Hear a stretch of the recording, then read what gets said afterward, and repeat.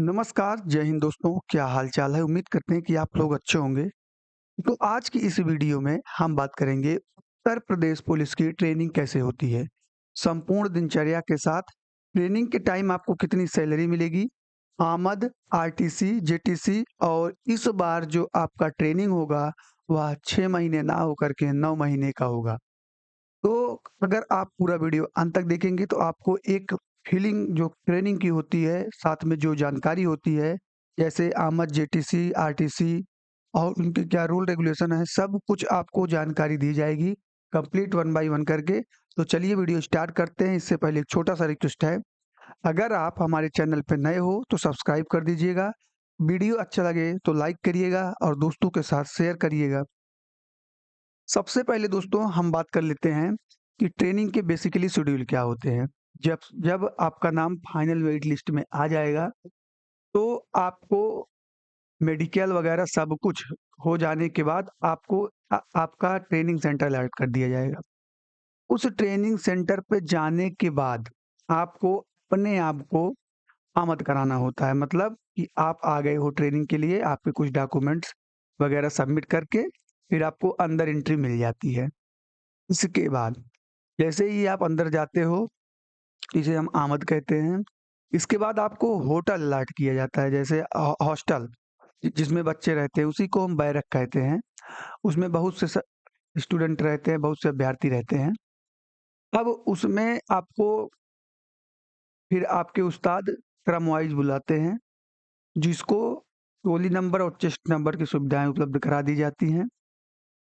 Basically थोड़ा जानकारी दोस्तों, जैसे देखिए आपका ट्रेनिंग सेंटर मान लीजिए कि अहमदाबाद पुलिस अकादमी में है।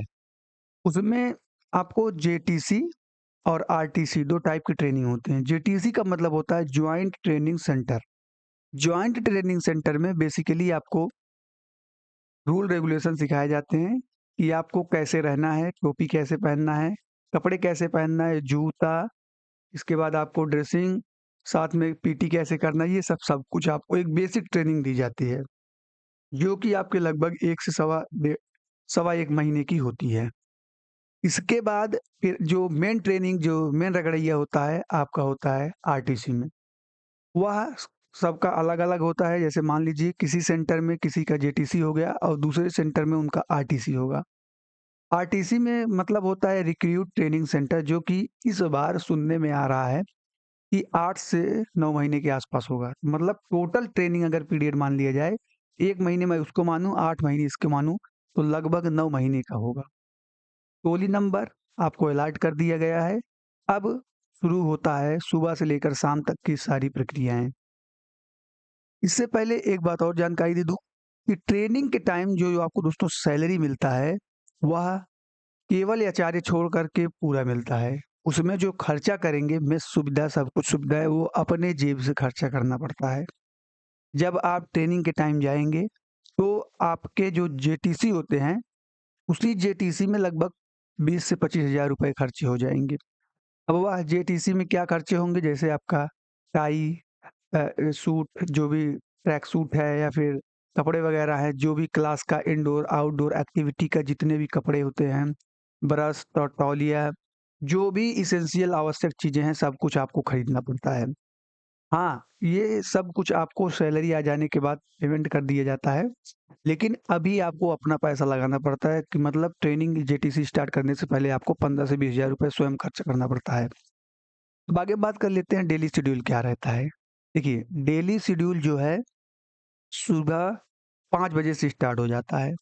आप अपने बैरक में टोली में रहेंगे, जिसमें एक टोली में नॉर्मली 20 से 25 अभ्यर्थी रहते हैं, और जो मेस की सुविधाएँ होती हैं, वह स्वयं आपको देखना पड़ता है। मतलब आपके ही ग्रुप में से एक मेस इंचार्ज बनेगा, वही मेन्यू डिसाइड करेगा सबके हिसाब से कि हमें क्या खाना है पूरे वीक में, उसी के हिसाब से खाना बनता है। अब खाना बनाने के लिए बाहर से बंदे वो ट्रेनिंग सेंटर वाले अलॉट कर देते हैं, उस हिसाब से होता है। सुबह 5 बजे अलार्म बजती है, आपको आधे घंटे या 1 घंटे के अंदर में फ्रेश होकर के, अब इसमें सबसे बड़ी सुविधा की मतलब दिक्कत वाली बात यहाँ रहती है कि जो वॉशरूम के लिए लैट्रिन वगैरह सुविधाएँ रहती हैं, वह बहुत लिमिटेड रहती हैं। तो इस वजह से बहुत अभ्यर्थी पहले उठ जाते हैं, बाद उठ जाते हैं। मतलब इसमें एक कसा-कसी रहती है, कहने का मतलब। अब जैसे ही अलार्म बजता है, आप साढ़े 6 बजे तक ग्राउंड पे आना ही पड़ेगा आपको। जैसे ग्राउंड पे आएँगे, आपको नॉर्मली पीटी वगैरह स्टार्ट कर दिया जाता है। बहुत से भाई पूछते हैं कि क्या रनिंग जो है 5 किलोमीटर डेली कराई जाती है? शुरुआत में रनिंग 5 किलोमीटर का नहीं होता है। शुरुआत में आपकी रनिंग होती है 1.5 किलोमीटर, 2 किलोमीटर, धीरे-धीरे करके ऐसे बढ़ाया जाता है। आपको लगभग जो सुबह का है पीटी, परेड ये सब कुछ आपको कराया जाएगा। इसके बाद आपको दोस्तों वहीं पर ग्राउंड पर ही आपका जो है नाश्ते अर्थात नाश्ता की व्यवस्था कर दिया जाता है, जिसमें आपको दलिया वगैरह सब कुछ प्रोवाइड कर दिया जाता है। फिर इसके बाद आपको जो है 9 से साढ़े 9 बजे तक आपको अपने बैरक में आ जाना है, तैयार होना है। इसी के बीच में ही आपको खाना भी मिल जाएगा। यूपी पुलिस में खाने का 2 शेड्यूल होता है, या तो साढ़े 9 से 9 10 बजे तक बीच में। साथ में शाम को देखा जाए तो 6 से साढ़े 7 बजे के बीच तक मिल जाता है खाना। अब आप अपना खाना-पीना खा कर के फिर आप जाएँगे क्लास के लिए। क्लास जो होता है वह साढ़े 10 बजे से स्टार्ट होता है। हर हर ट्रेनिंग सेंटर पे अलग-अलग होता है। ऑलमोस्ट साढ़े 10 बजे सभी जगह स्टार्ट हो जाता है। अब आप सुबह पीटी इतना रगड़इया कर दिया जाता है कि आपको क्लास करने का मन नहीं करेगा, लेकिन आपको करना पड़ेगा, ये आपकी मजबूरी है। जैसे ही आपकी क्लास स्टार्ट होगी, वह लगभग ढाई बजे तक आपकी क्लास चलेगी। अब क्लास में बहुत से भाई पूछते हैं कि क्या पढ़ाया जाता है? तो जो क्लास का पूरा एक शेड्यूल होता है जिसमें BNS, CrPC, rule and regulation यही सब कुछ पढ़ाया जाता है। जिसमें आपको ये बताया जाता है कि पुलिस प्रणाली क्या है, पुलिस प्रणाली में कैसे काम करना है, किस तरीके से अपने सीनियर जूनियर के साथ मिलकर काम करना है। सब कुछ आपको वन बाय वन करके सिखाया जाता है। भारतीय न्याय संहिता इसके बारे में जो जितनी भी धाराएँ होती हैं, अच्छे से आपको वन बाय वन करके जानकारी दे दी जाती है। आगे हम बात कर लेते हैं फिर जैसे ही आपका क्लास खत्म होता है, आप चले जाएँगे अपने बैरक में, जहाँ आप रहते हैं या जिसे हम हॉस्टल कहेंगे। इसके बाद आप साढ़े 3 बजे फिर अलार्म बजेगा, आपको पीटी परेड के लिए ग्राउंड पे आ जाना है। साढ़े 3 बजे तक आपको आना है। जैसे आप आएँगे, फिर आपकी फायरिंग वगैरह सब कुछ स्टार्ट इसी में करा दी जाती है और लगभग साढ़े 6 बजे तक आपका ये सब कुछ सारी शेड्यूल चलता है। जिसमें आपको फायरिंग, घुड़सवारी, जो भी उनका एक शेड्यूल रहता है, उस शेड्यूल के हिसाब से आपको सब कुछ सिखाया जाएगा। यार, ट्रेनिंग में बहुत मज़ा आता है। ये समझ लीजिए आपको एक परफेक्ट इंसान बना दिया जाता है। सब कुछ अगर आप अच्छे से टिके रहे, मेहनत करते रहे, इसमें भी एक चीज़ है, अवार्ड वगैरह भी मिलते हैं। जिनका जैसे परफॉर्मेंस रहता है, उसी के अकॉर्डिंग इनका प्रमोशन भी होता है। मान लीजिए आप अपनी टोली में सबसे फर्स्ट पे हैं, तो आपकी प्रमोशन भी अच्छे खासे चांस रहते हैं। इस वजह से ट्रेनिंग बहुत ध्यानपूर्वक करना है। यही ट्रेनिंग आप जीवन भर जो नौकरी करेंगे वह चीज़ बताएगा, जो कि इसे सीरियसली लेना है।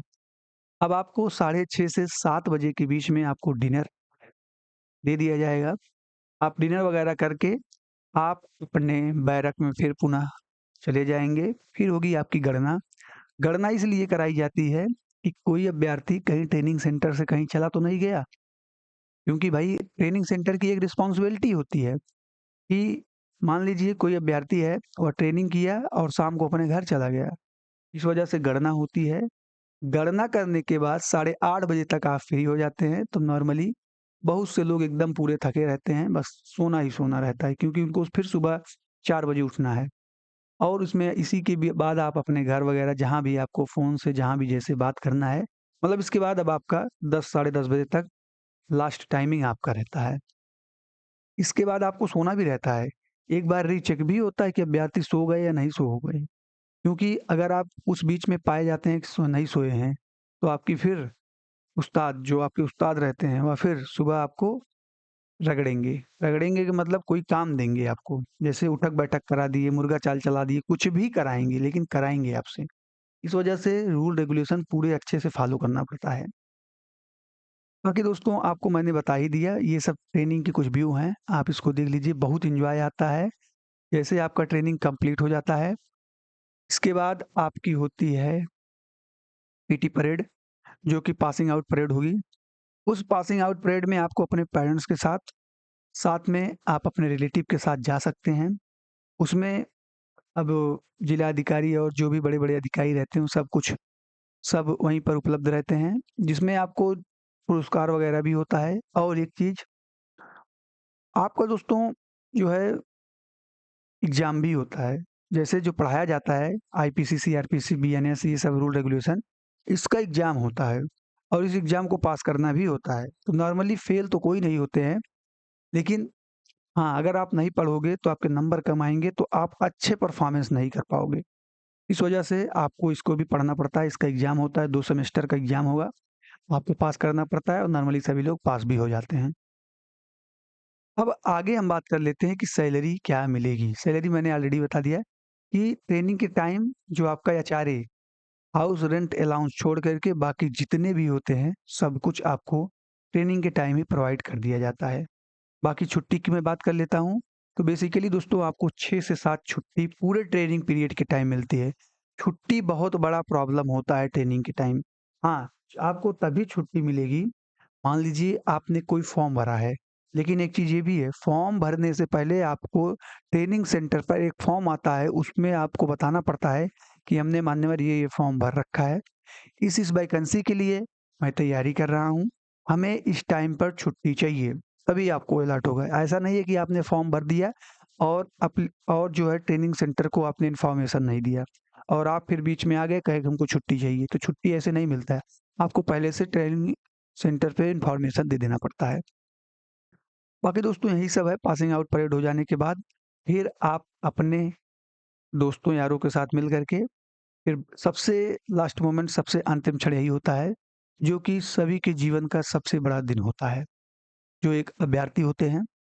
अब इसके बाद फिर आपको आपका जहाँ भी तैनाती होगी, आपको बता दिया जाएगा 1-2 दिन पहले कि भई आपको 24 घंटे के अंदर में इस थाने में, इस जगह पर या फिर इस पुलिस लाइन में, इस चौकी पर आपको वहाँ पर जाना है।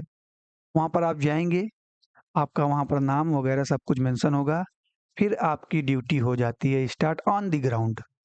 ऑन द ग्राउंड स्टार्ट हो जाती है। अब एक बात ये कि जो ट्रेनिंग सेंटर पे आपको खाने-पीने की सारी सुविधाएँ होती हैं, अब ट्रेनिंग खत्म हो जाने के बाद उसको स्वयं देखना पड़ेगा।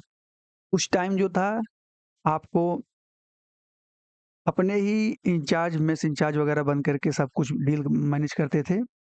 इसमें अब सबका अपना-अपना अलग हो जाएगा। अब उसी के हिसाब से आप रहने के लिए भी पुलिस लाइन में भी रह सकते हैं, बैरक वगैरह सब कुछ, मतलब उस सब उसका सब कुछ आपको जो भी सुविधाएँ रहती है उस हिसाब से आपके कप्तान साहब से आप अगर निवेदन करते हैं तो आपको अलॉट कर दिया जाता है।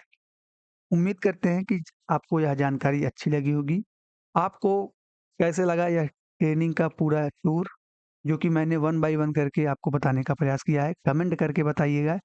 इस बार कौन-कौन ट्रेनिंग सेंटर पे जा रहा है उसको आप थंब देकर बताइएगा। नमस्कार, जय हिंद।